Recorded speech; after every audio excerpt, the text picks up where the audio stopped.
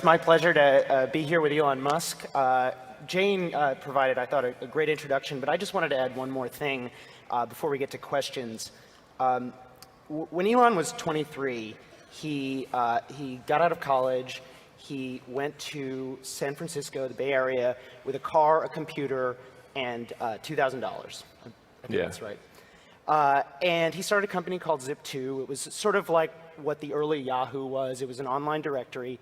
4 years later, when he was about my age, he sold the company for just over $300 million to Compaq.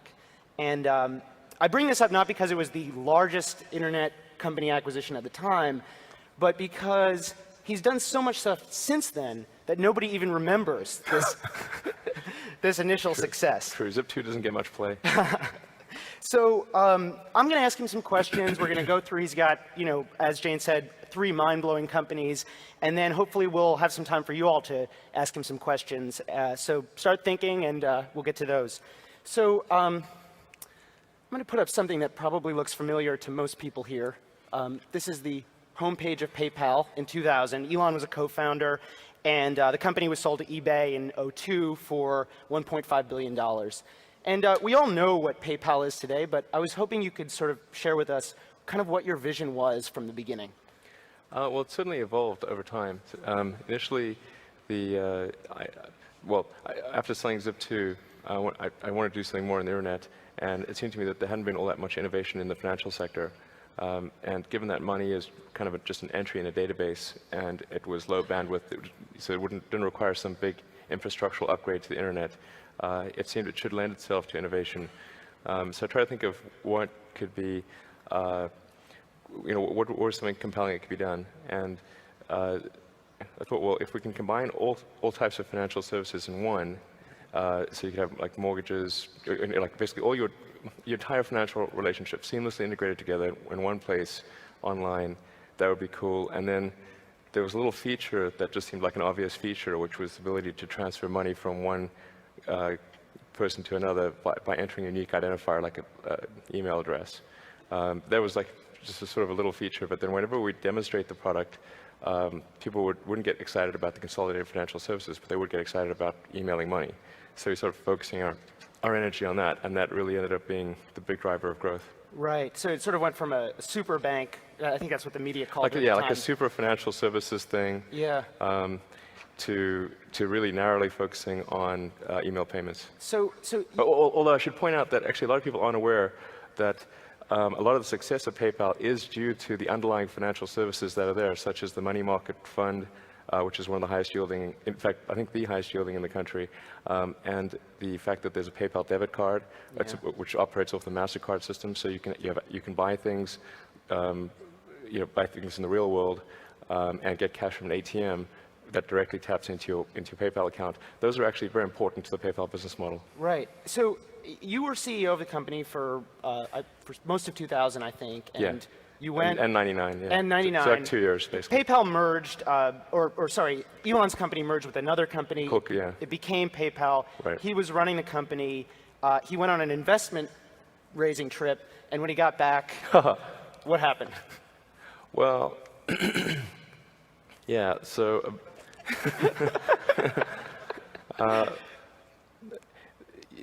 I think it's not a good idea to leave the office when there are like a lot of major things underway which are causing people a great deal of stress. Yeah. But it was a combination of needing to raise money, and I'd gotten married earlier that year and not had any vacation or honeymoon or anything, so it was kind of a combined financing trip / honeymoon. Yeah. And anyway, but away for 2 weeks, and there was just so much, there was just a lot of worry, and that caused the management team to decide that I wasn't the right guy to run the company. And so the board was like, geez, what do we do? So basically, I could have fought it really hard, but instead I said, rather than fight it at this critical time, best to sort of concede. It's amazing to me how you managed, when I first asked you about this, you said you buried their hatchet. And you know, one of the, basically the person who replaced you just put, I think, $20 million or so into your company. And Yeah. how did you get past that kind of betrayal? I mean, how did you guys patch it up? Yeah, that's actually an interesting story. Well, while I didn't agree with their conclusion, I understood why they took the action they did. And they're not, you know, Peter and Max and David and the other guys, I mean, they're smart people with generally the right motivations. They did what they thought was right, and I think for the right reasons. I mean, except that the reasons weren't valid, in my opinion. But it's hard to argue with the ultimate outcome, which is positive. So, Right. you know, I just thought, you know, it's just easy to be better and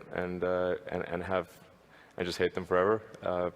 But you know, it's best the better course of action is to turn the other cheek and sort of you know, make the relationship good, and it was.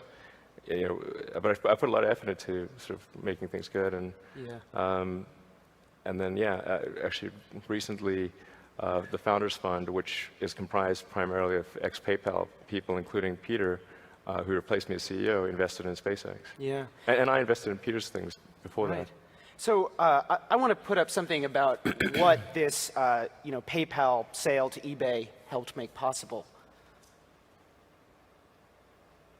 Tell us what we're looking at. That's the Tesla Roadster, which is the world's first production electric sports car. And how much does it cost? How fast is Sure. it? Give us the sales pitch. Okay. They just opened a dealership, so he should be good at this. Yeah, actually, I've sold a lot of cars.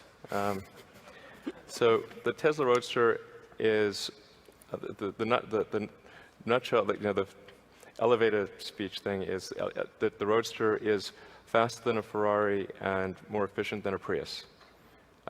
So it actually has better acceleration than any Ferrari except the Enzo, and it's about 3.9 seconds 0 to 60.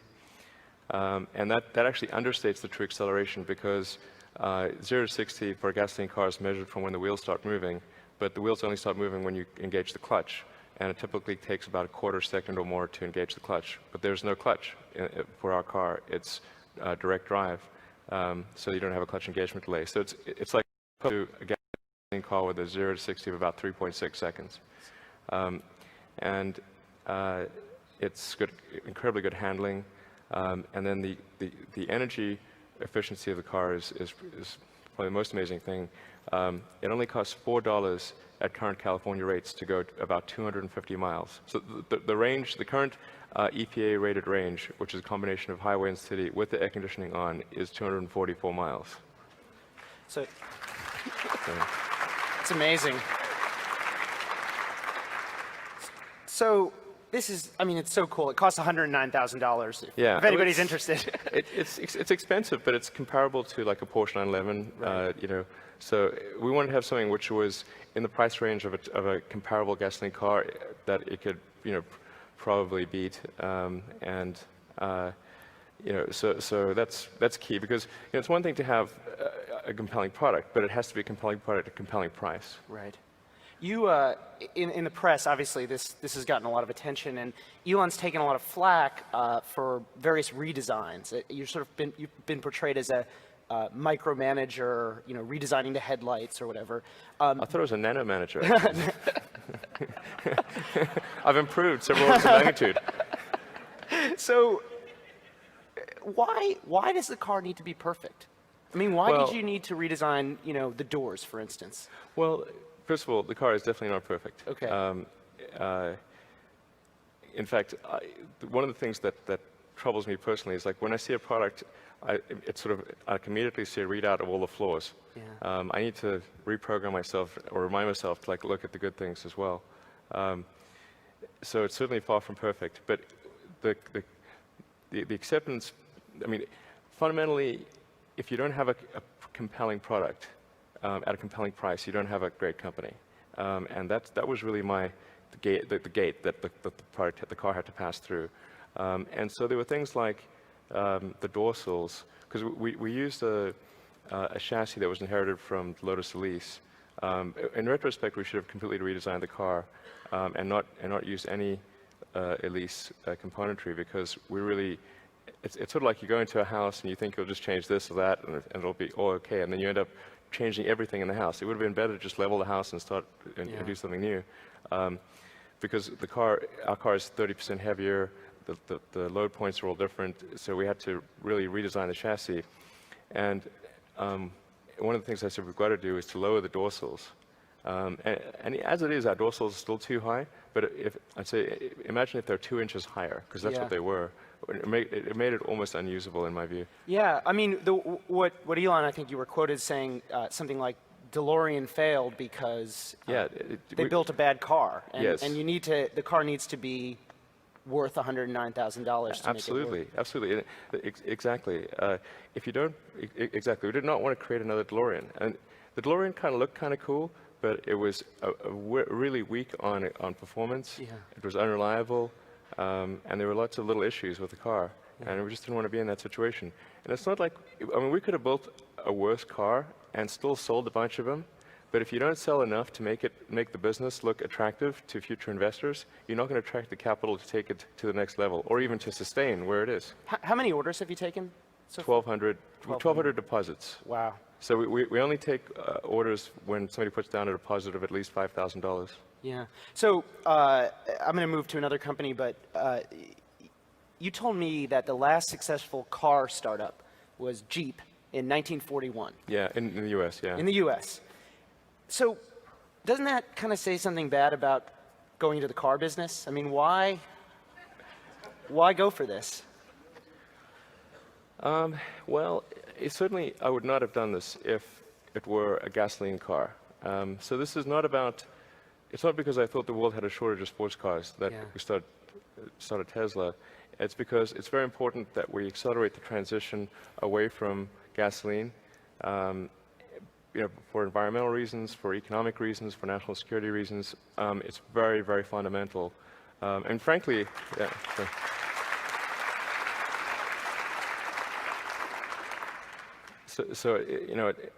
even if you don't believe in the environmental reasons, even if you don't believe in the national security reasons, it's obviously gasoline, oil is not a renewable resource.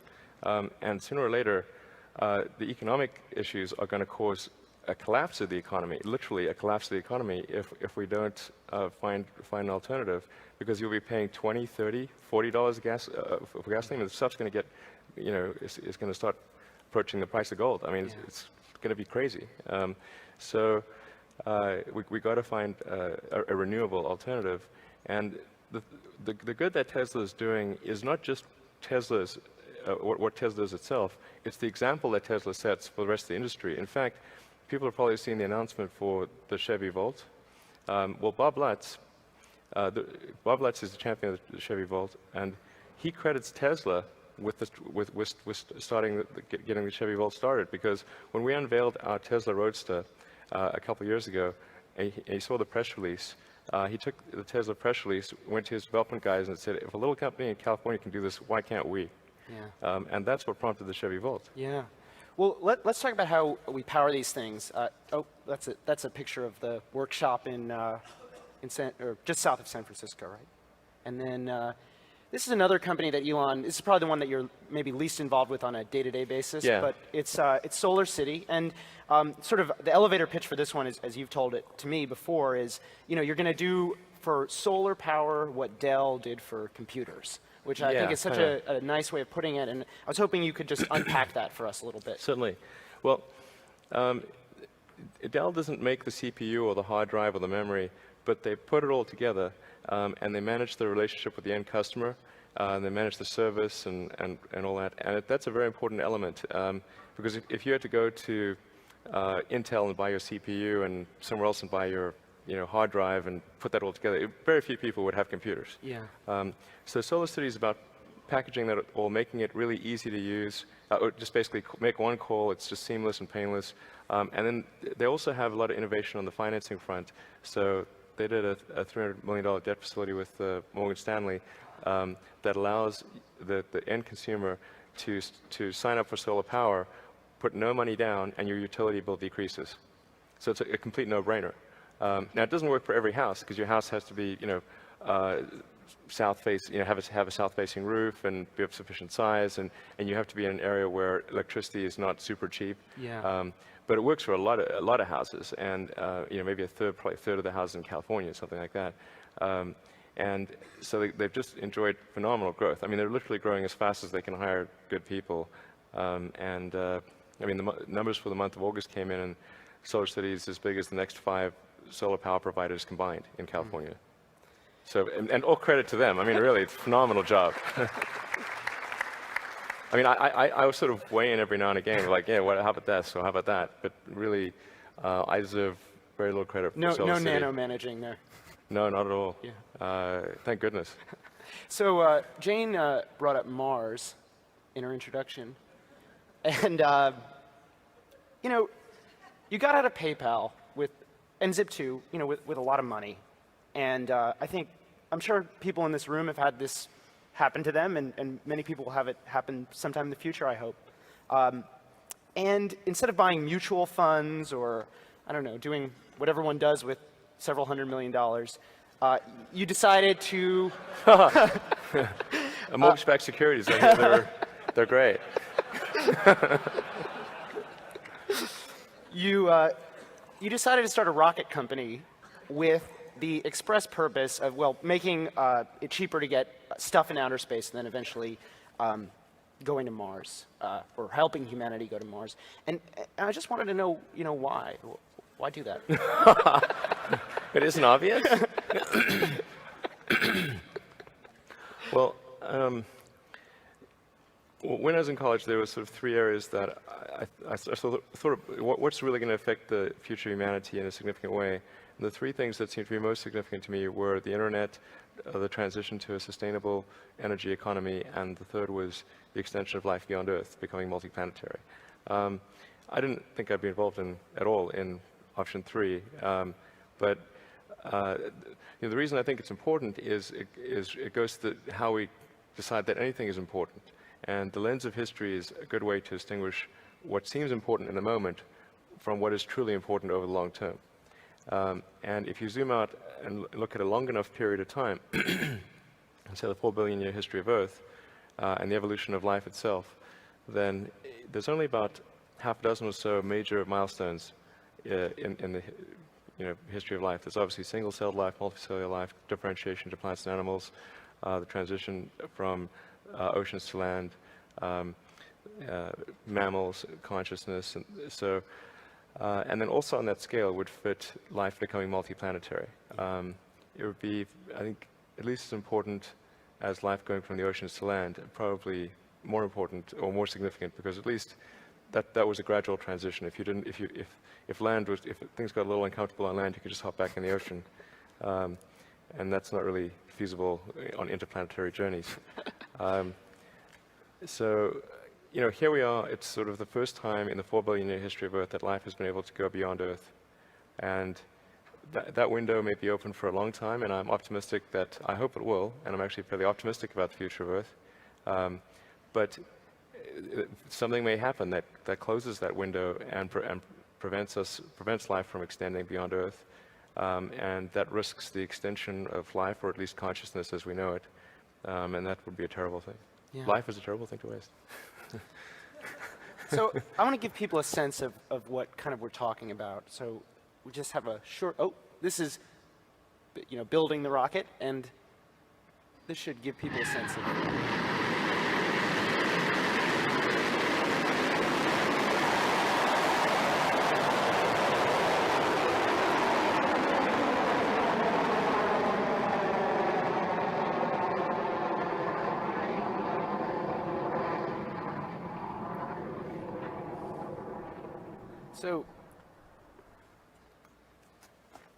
So that's your rocket, and that launched. Yeah. that launched. What, about three weeks ago or 4 weeks ago? Yeah. And we'll get to what happened, but I just want to ask you. I mean, watching that, and when you watched that for the first time, your first rocket went in 2005, I believe, or right. I mean, how did you feel when $100 million years of work, and you're shooting something in the air. I mean, it must have been amazing.